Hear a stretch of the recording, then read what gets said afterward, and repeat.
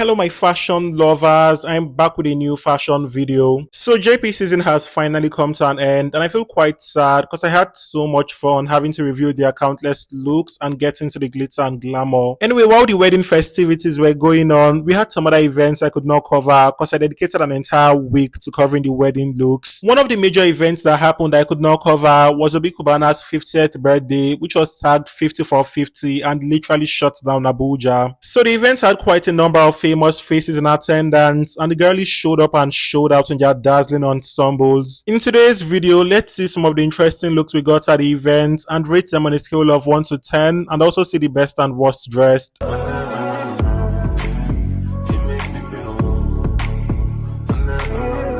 So let's start with our fashion queen, Chioma Goodhair in Custom House of Dover. So she had on this floor-length number fully embellished with sequins from top to bottom and featured multicolored appliques. She paired the sparkly dress with this shiny shawl, a shiny silver clutch and matching sparkly heels. For her jewelry, she opted for this delicate ruby encrusted neck piece and matching dangly earrings that complemented the look. Her glam on the other hand featured this super clean glowing makeup with sleeked ponytail and interesting detail at the hairline.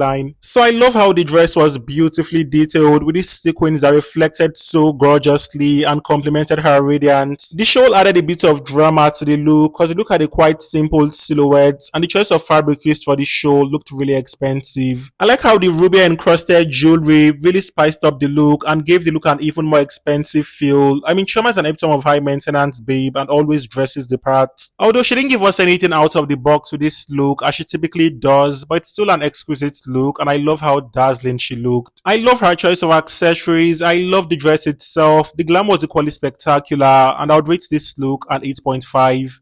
Next, we have famous stylist Swanky Jerry in this interesting two-piece set. So Swanky had on this embellished blazer, which was heavily embellished at the top part, but gradually reduced as it flowed down. He paired the blazer with a smooth black wide leg pant and white dress shirt with cutout detail. For accessories, he opted for this interesting Balenciaga purse, a pair of crystallized glasses, and his signature platform boots. So the look had lots of glitter and detail in typical Swanky style, and it's a very striking look overall. I like how the glitzy details slowly faded downwards and the belt at the waistline gave the look a bit more pizzazz. The cap he crowned the look with gave the look more edge to ensure the look doesn't feel typical. The entire accessories were well selected and had a beautiful rhythm and cohesiveness. It's clearly a dashing assemblage overall and looked really flattering on him and also reflected his personal style. Swanky delivered as usual in this attire and I would rate this look a solid 8 out of 10.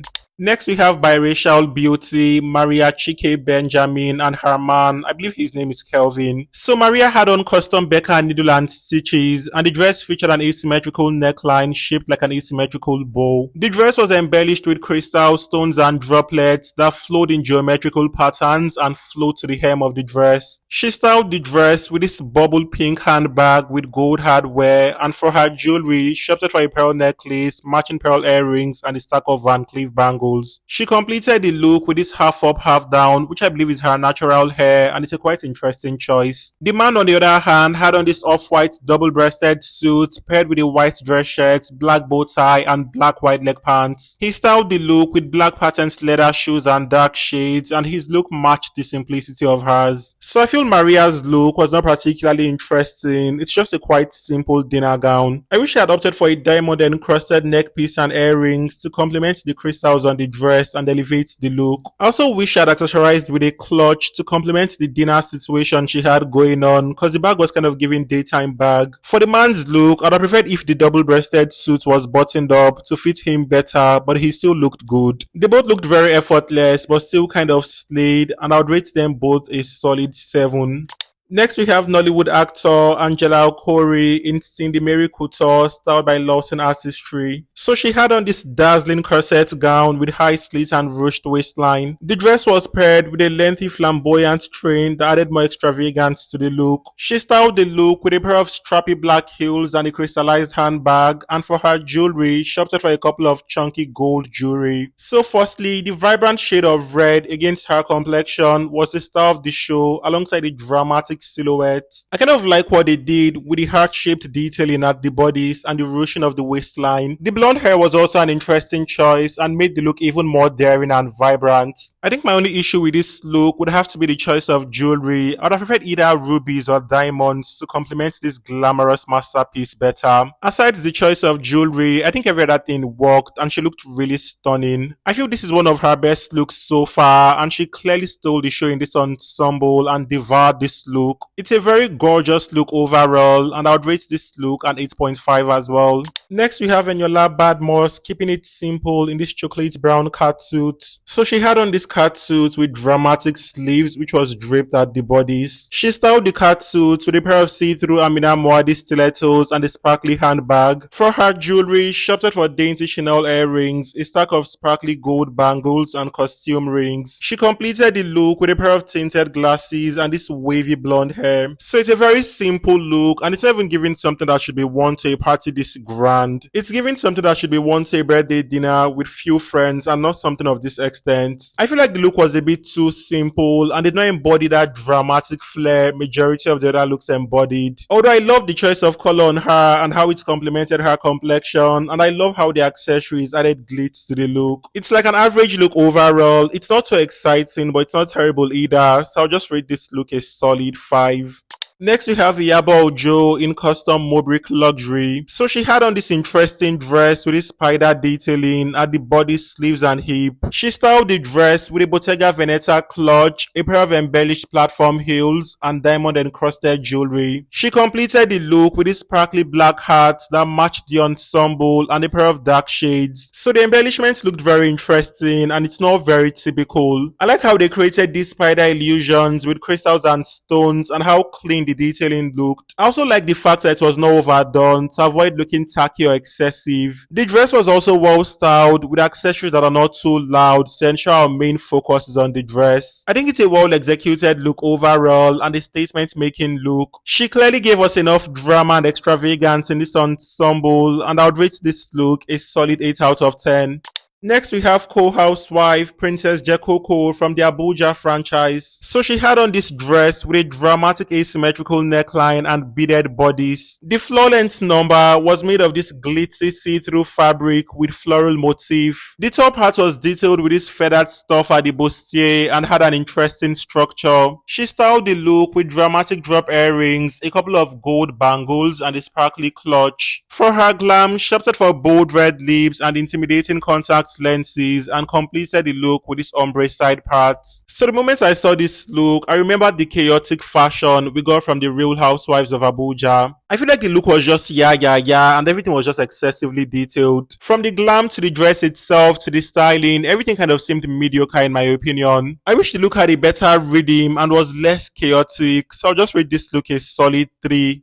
Next, we have the celebrant's wife, Lush Eby, in custom Amy Agumi, styled by Rivero. So she had on this burgundy number with floral detailing at the bustier and structured sleeves. The lower part was draped with this George fabric with sparkly floral detailing as well. She styled the look with a matching burgundy hand fan and a pair of champagne gold stilettos. For her jewelry, she opted for stacks of coral beads on her neck and wrist, alongside a gold bangle and gold wristwatch. She crowned the look with this shiny gilly that complemented her ensemble and this neutral makeup. So it's a traditional attire inspired by the Igbo culture and she looked really graceful in this attire. From the choice of color to the detailing and styling, every single thing looked immaculate. The structure looked equally flattering on her and it's a very ravishing ensemble overall. It's a beautiful ensemble and I would rate this look a solid 9 out of 10. Next, we have the man of the moment, Obi Cubana himself, in this Igbo-inspired ensemble. So he had on this black kaftan with tiger motif paired with a maxi black skirt and an embroidered sash. He styled the look with a custom animal print hand fan, a couple of beaded neck pieces, and crowned the look with a traditional hat. So it's a quite typical Igbo attire and a very regal ensemble. I love how the entire assemblage was curated to reflect a typical Igbo man. I also like the silhouette of the skirt, the fabric texture of the sash and detailing of the fan. He clearly looked so majestic and noble overall and I would rate this look a solid 8 out of 10. Next, we have the couple in their second looks and they switch things from cultural to a bit more formal. So Lush had on this strapless number courtesy of Code Collections and was styled by Swanky Jerry. The dress was heavily embellished with crystal stones and droplets and featured interesting detailing at the bodice. She styled the dress with a pair of strappy silver heels, dangly earrings and dainty bracelet. For her glam, she opted for a neutral makeup and completed the look with a slicked back ponytail. The man on the other hand kept things clean in this white suit jacket paired with black dress shirt, black pants and a white bow tie. He completed the look with black leather shoes, a silver bracelet, and a pair of glasses. So I love the fact that they were a bit simple. I mean, it's just second look, but they still had this main character pizzazz. I like how the lady's dress sparkled. I love the texture of the man's suit as well, and I love the cohesiveness they had going on. It's a quite simple look and quite predictable, but not boring. So I'd rate this look a solid 7. Next, we have these looks for the birthday celebration as well, and the wife had on Bibi Christopher while the man had on Sheyi Vodi. So the bodice of the dress was intricately embellished with green and gold beads and featured a structured neckline. The skirt was adorned with this pleated fabric and also featured an interesting silhouette as well. So I sincerely do not like this look despite all the efforts and obvious artistry that went into creating this look. The detailing looked clean, but the structure looked too strong and sort of swallowed her. I wish the hem of the blouse was not so obvious and was sort of concealed with the skirt. I also wish the blouse had a simpler structure overall to complement the flamboyant structure of the skirt. I kind of like what they did with the man's look though, how they combined this Agbada set with this Igbo red cap. Agbada is known to be a Yoruba attire, but the accessories were Igbo coded, so it's an interesting combination overall. Their looks are not really cohesive this time around, which I don't really mind, but I wish the lady's dress had a better structure. I'd rate them a solid 5 for these looks.